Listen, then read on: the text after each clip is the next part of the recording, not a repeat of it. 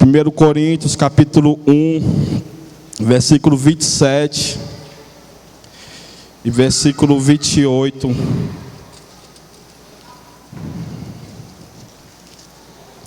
Todo mundo encontrou aí, posso ouvir o amém?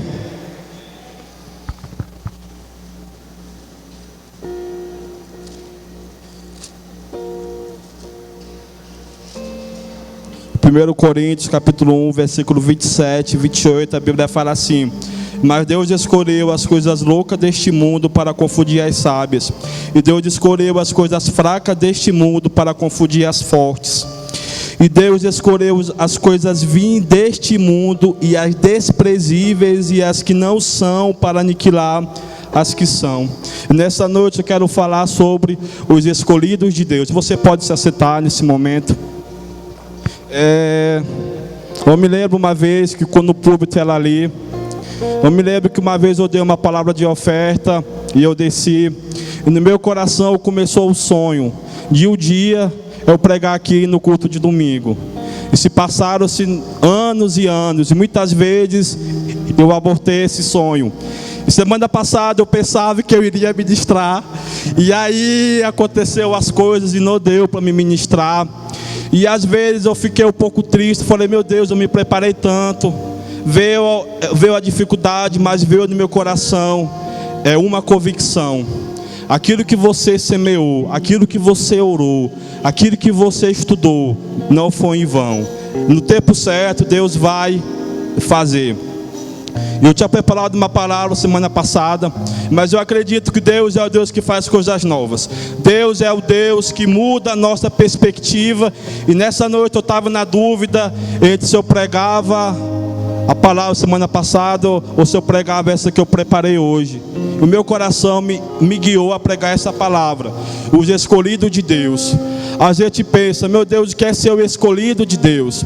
A gente pensa que ser escolhido por Deus é não vir o problema, é não vir a dificuldade, é ser uma vida de sucesso, é ser uma vida de prosperidade, é não haver dor, é não haver lágrima, mas pelo contrário, ser escolhido por Deus, a primeira parte é você passar por isso, é você passar pelo tempo das lágrimas, é você passar pelo tempo da dificuldade, é você às vezes ter dúvida do seu amanhã, mas se Deus lhe escolheu, Deus vai cumprir. E o segundo ponto, se tem escolhido de Deus, tem pessoas que não são escolhidas por Deus. A Bíblia no livro de Gálatas, capítulo 5, a Bíblia fala as obras da carne.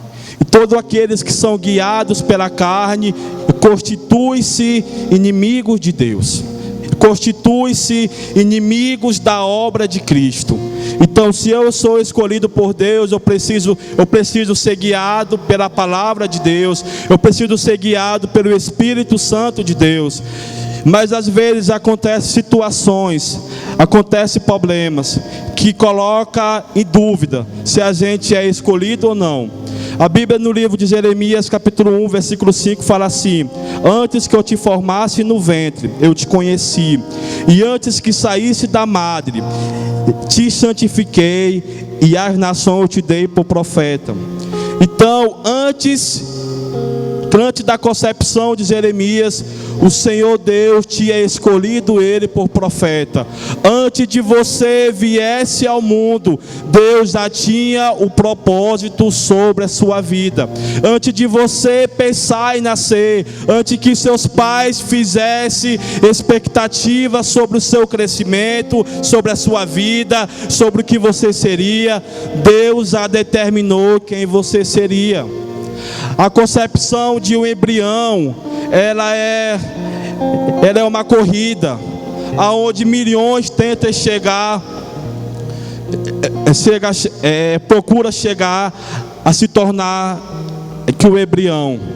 E às vezes a nossa vida, a competição já começa na nossa concepção, já começa na nossa início. Mas nessa noite eu quero falar sobre 4 coisas que têm abalado a nossa posição por Deus, a nossa escolha por Deus. 4 coisas que nos tiram desse propósito, 4 coisas que nos afasta desse propósito. O primeiro é o pecado. Quando o primeiro homem, Adão, cometeu o pecado, todos aqueles que vieram após ele nasceram debaixo do pecado. Romanos 3:23. Porque todos pecaram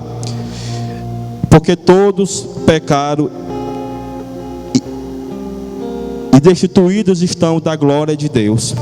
Então trouxe ao mundo que uma consequência. Não importava quão fosse bom o homem, mas o pecado veio para tirar. O pecado veio para roubar essa identidade que Deus colocou sobre o homem, essa capacidade de domínio, essa capacidade de prosperar. O pecado, ele alterou a personalidade do homem, e a partir do pecado veio a maldição sobre o homem. Mas através de Cristo Jesus, o nosso advogado, através de Cristo Jesus, temos uma nova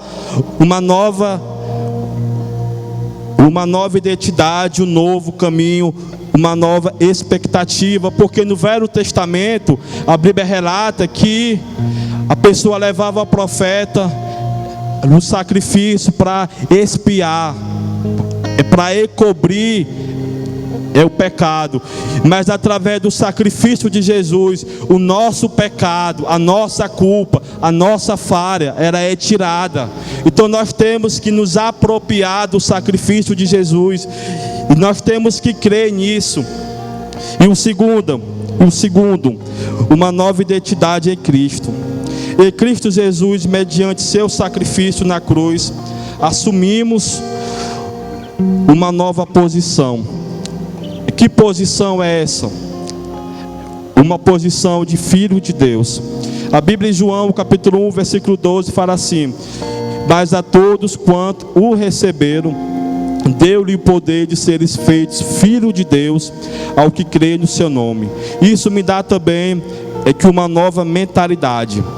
Às vezes, quando a gente está incluído que uma família, a gente traz consigo várias coisas. A gente traz consigo várias decepções, várias cargas, várias mentalidades de derrota, mentalidade que não vai crescer, mentalidade que não vai prosperar. Às vezes na família teve alguém que casou várias vezes, a gente pensa que nós vamos carregar esse peso. Ou então a gente não se vê como a identidade que Cristo nos deu, a identidade de uma nova conquista através de Cristo. Quando Paulo começa os seus escritos, as suas cartas, Paulo começa assim: Paulo, apóstolo do Senhor Jesus Cristo. Então, de quem você é filho? Você ter uma nova identidade, você ter uma nova mentalidade. A sua mentalidade não é concentrada aqui nessa terra. Você não pode se basear pelo que você ouve, ou você não pode se basear a sua caminhada com Deus por aquilo que você vê. Mas você precisa ter uma mentalidade transformada. Não importa como é sua família, não importa quais são os traumas que você carregou, não importa o quanto as pessoas dizem que você não vai conseguir, que você é um fracassado, que você não tem esperança. Às vezes você errou, e às vezes você se acha: eu não tenho uma nova oportunidade, eu não tenho um novo caminho, eu não tenho nada. Mas Cristo fala: se alguém está em Cristo, nova criatura é. As coisas velhas já passaram, e eis que tudo se fez novo. Se você está em Cristo Jesus, você tem uma nova mentalidade. Você não pode se contentar com a mentalidade desse mundo. Você não pode se contentar com a mentalidade carnal. Você não pode se contentar com a mentalidade da derrota. Você precisa se apropriar da cultura do céu. E a cultura do céu, querido, ela é completamente oposto ao mundo. A cultura do céu, ela dá capacidade. A cultura do céu, ela nos renova de uma convicção, e que nós, mediante qualquer problema que a gente enfrentar, o nosso destino é o céu, o nosso destino é a eternidade, e aquilo que estamos passando aqui é transitório. Não importa se eu pegar uma doença e não for curado, não importa se a gente não crescer, mas o importante é se estamos em Cristo Jesus, a nossa mentalidade é transformada, querido. Eu estava lendo o livro, e aí fala assim: você tem uma linhagem da pobreza na sua mente, com uma linhagem da classe média e uma linhagem da riqueza. Aí fala assim que quem tem a mentalidade da pobreza, ela vai priorizar não a qualidade da comida, mas o quanto ela vai conseguir comer por pouco. Ela não vai priorizar se a comida é boa ou se ela é ruim. Ela vai priorizar o quê? Comer muito. Agora, quem tem a mentalidade da classe média, ela vai priorizar que o ambiente, se o ambiente é confortável, se o ambiente é bom. Agora, quem tem a mentalidade da riqueza, ela não vai procurar pelo ambiente, ela vai procurar ver, ela vai querer apreciar a comida. Por isso que os pratos mais caros do mundo são pequenas porções, porque ele quer apreciar. E às vezes a gente vê isso em nossa volta, a gente pensa: meu Deus, como é que eu vou conseguir isso? Mas, querido, não é como você vê, é como você se deixa ser transformado, a sua mentalidade, no que governa a sua mente, suas emoções, sua carne, sua família. Querido, abra mão desse pensamento terreno, foque em Deus, olhe, levante sua cabeça e creia que Deus pode fazer muito mais sobre a sua vida. E creia que a Bíblia fala assim no Romanos capítulo 12, versículo 2: e não vos conformeis com este mundo, mas transformai-vos pela renovação do vosso entendimento, para que experimentei qual seja a boa, agradável e perfeita vontade de Deus. Quando a gente segue os princípios de Deus, a gente vai experimentar a boa, agradável e perfeita vontade de Deus.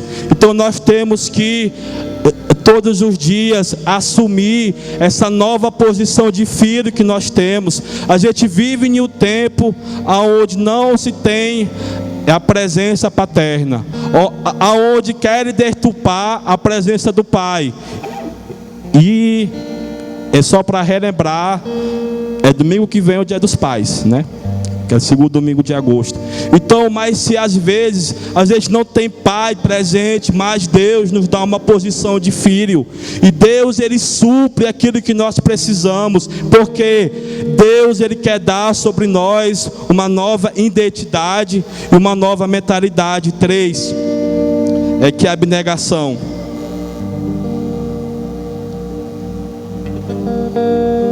É a abnegação, é negar que é a própria carne.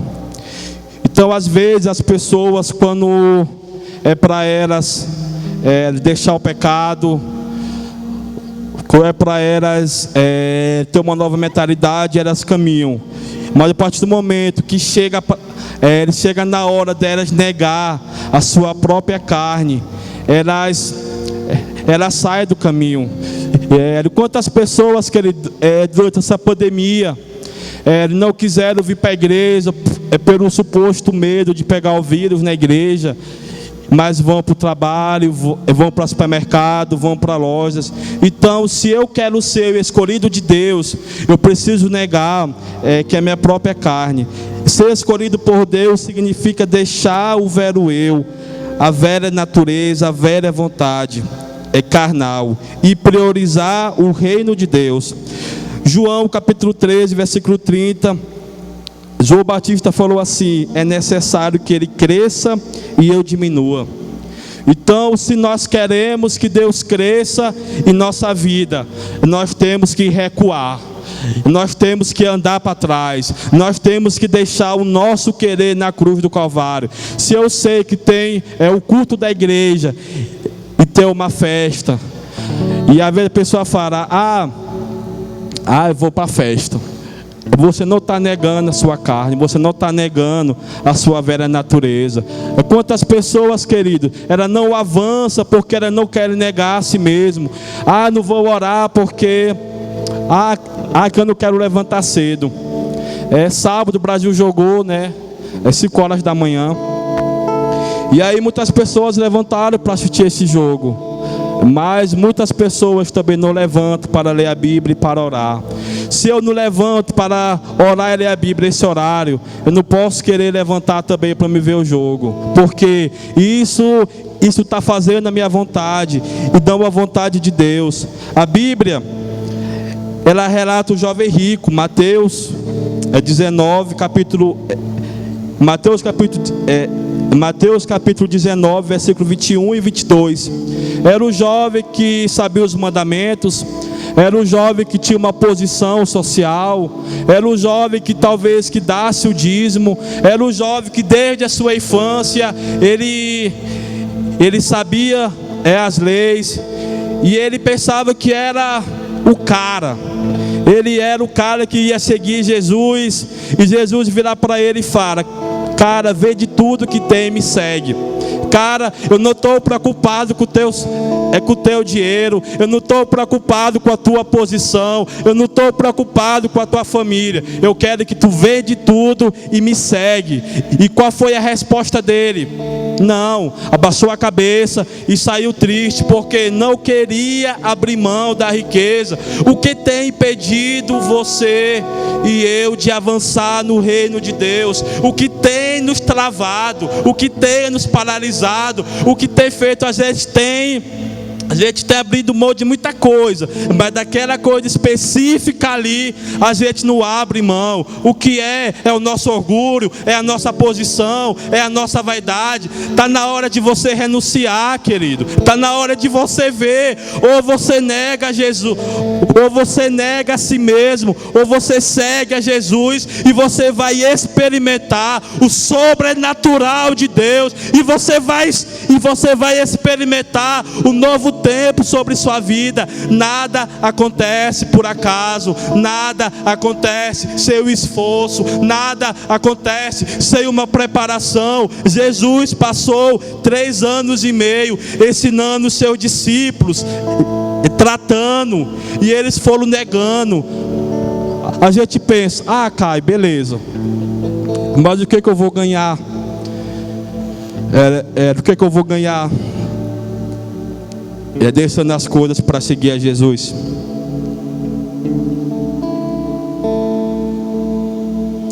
A Bíblia fala assim,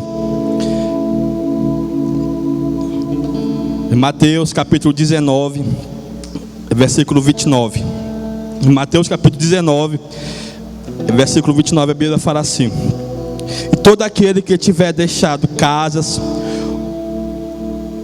que ou irmãos, ou irmãs, ou pai, ou mãe, ou mulher, ou filhos, ou terras, por amor do meu nome, receberá.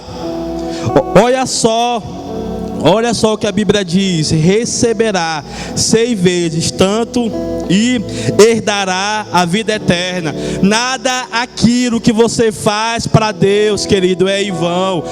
Comece a levantar nas madrugadas e comece a ser perseverante, porque não importa. Às vezes a gente pensa: eu comecei algo, já é o suficiente. Não é o suficiente. Começar é o início, mas Deus quer a nossa perseverança. A Bíblia fala assim: ser fiel até a morte e dar-te-ei a coroa da vida. E quem casa faz o compromisso, que é que até que a morte nos separe, porque é algo inviolável, querido. A aliança que você faz com Deus, Deus, Ele está com a mão assim para te abençoar. Deus está com a mão estendida para curar. Deus está com a mão estendida para te fazer crescer, mas precisa da nossa contraposição. irmão precisa, Deus, eu estou aqui, o que é para fazer? Deus, eu estou aqui para ir para a igreja. Deus, eu estou aqui para ir para o culto. Deus, mesmo que não venha ninguém, mas eu estou aqui. Querido, quantas vezes a gente veio para a vigília, quantas vezes a gente veio para o culto aqui de terça-feira, a gente veio às vezes contra a minha vontade, às vezes eu quero ficar em casa, mas a gente vem porque é na nossa negação que Deus opera. É quando a gente abre mão de algo, é que Deus se manifesta. Deus, Ele abençoa. A Bíblia fala assim, que os céus e a terra passarão, mas a minha palavra, ela não vai passar, querido. Deus, Ele é fiel. Deus, Ele é imutável. Deus, Ele não muda. Aquilo que Deus prometeu para você, Ele vai cumprir, porque Ele é Deus. Mas o que você tem feito para você manifestar esse amor, para você honrar? É que uma frase que eu ouvi, que marcou minha vida, falava assim, que o agir de Deus, ele é proporcional à nossa renúncia.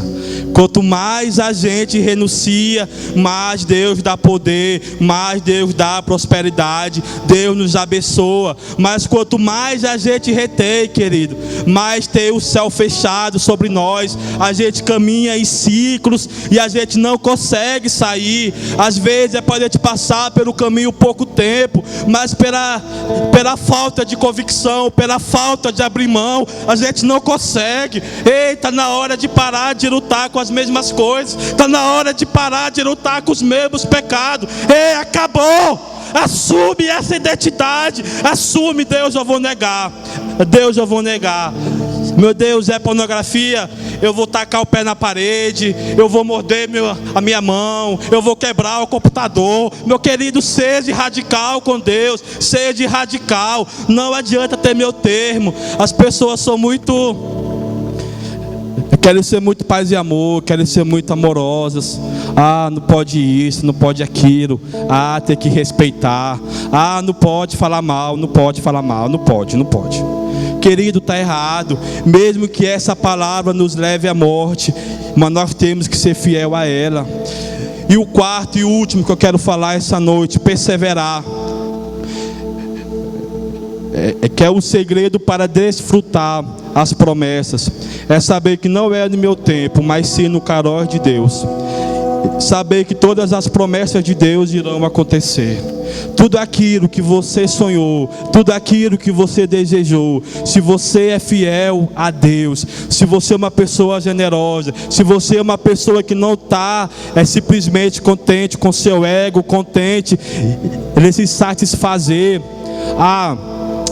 Só vou para a igreja quando eu quero. Terça-feira eu não vou para o culto, não, eu só vou para o culto domingo. Não, mas por quê? Não, porque eu vou ficar em casa vendo Netflix, eu vou ficar em casa vendo um jogo de futebol. Ei, cara, se Deus tem te abençoado, Deus, Ele pode te abençoar muito mais. A nossa visão, a nossa mente, ela é limitada. A gente ainda não provou de tudo que Deus tem para nós. Às vezes não experimentou de toda a riqueza, de todo o conhecimento, de toda a paz que Deus nos deu. A gente não provou. Às vezes a gente coloca o teto sobre nós, o teto que limita o nosso crescimento, o teto que limita a nossa visão. Às vezes nós somos águias, mas estamos com os pensamentos de galinha. A gente não sai do lugar, a gente só cisca e não sai do lugar. Mas nós precisamos o que, querido? Perseverar. Que é o segredo dos homens de negócios. Que o segredo dos homens de Deus é que eles perseveravam. É que eles não basearam a sua vida por sentimentos, por emoções. Eu briguei com minha esposa hoje. Eu não vou para a célula. Eu briguei com meu pai hoje. Querido, se você brigou, você peça perdão e você mude a sua vida. Seja homem, querido. Uma coisa que a gente fala assim: tá na hora de a gente diferenciar os meninos dos homens, porque menino, de qualquer coisa, menino sai correndo, Menino quer esconder as coisas para debaixo do tapete. Menino não tem a personalidade para assumir. Menino na época de guerra se esconde. Querido, eu fiz um juramento ao meu país. Se tiver guerra, eu estou lá na frente, porque eu fiz o juramento. Mesmo eu não sabendo nada de arma, mesmo eu não sabendo nada, mas eu fiz o juramento para a minha nação, e eu preciso honrar. Então, mas o que é que você tem perseverado na sua vida?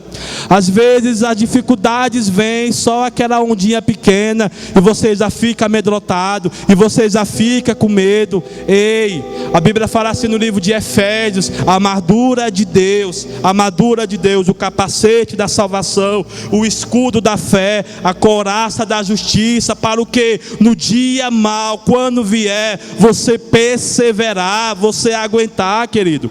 A Bíblia fala assim, que Hebreus capítulo 10, versículo 36: porque necessitais de paciência, para que depois de haverdes feito a vontade de Deus, possais alcançar a promessa. Querido, depois que você aguentar tudo, depois que você passar pelas provas, você está habilitado a você possuir sobre a sua casa, sobre a sua família, sobre a sua geração, as promessas de Deus. Amém? E para a gente concluir, vamos ler aí Efésios.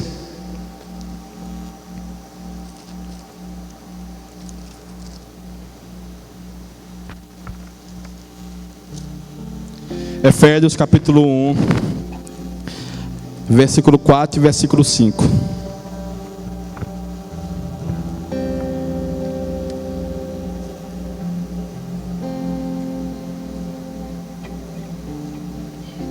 Todo mundo encontrou aí? Posso ouvir um amém?